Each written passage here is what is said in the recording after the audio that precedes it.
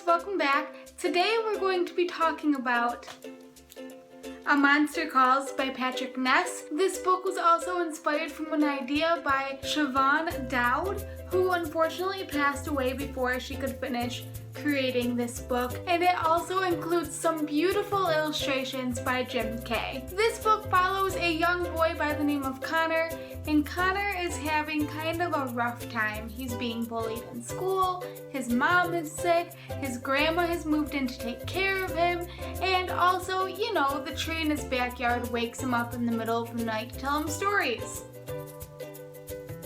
The writing in this book was so beautiful and elegant. I just found myself stopping every once in a while and going, wow, that's incredible. I was really at a loss for words, but I wanted to keep going on this journey and seeing how the story was going to unfold. The writing was, of course, enhanced by the absolutely beautiful artwork. So let me just show you a few examples of that artwork.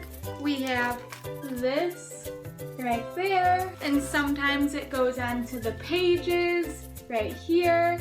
It just made for such a unique reading experience the entire time. I found myself being able to relate to Connor fairly well, especially towards the end when he begins to piece together what has been happening over the course of this book, and he's really coming to terms with his life as a whole. Up until that part, I thought that it was really easy to side with Connor and be irritated with the grandma who is disinterested in him, or upset with his dad who just always seemed to be leaving, and just feeling really hopeless and like he was ready to give up. There are just so many different aspects that made him such a relatable character. My least favorite part was actually the stories that the tree wanted to tell, which is funny because that was a fairly large chunk of the book, and I think that the main reason for this is because I didn't understand the reasoning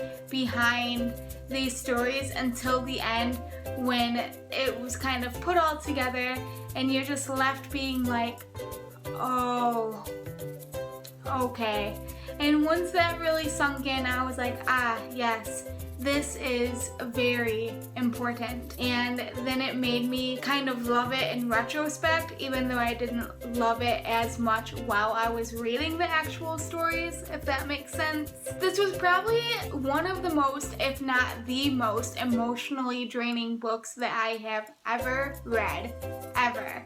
And that's saying something, because I tend to go for books that give me all the feels. But strangely enough, even though I felt very drained emotionally, I felt like it was something that I needed to read at this time, and it ended up being really therapeutic. I really just don't think that I can find the proper words to say how absolutely stunningly beautiful this book is, but I hope that I did it a little justice and convinced some of you to go out and read it. And if that's the case, let me know down below in the comments. And if you have read this book, also let me know down below in the comments what you thought about this book so that we can talk about all of the feels together. Thank you guys so much for watching, and I'll see you in my next video.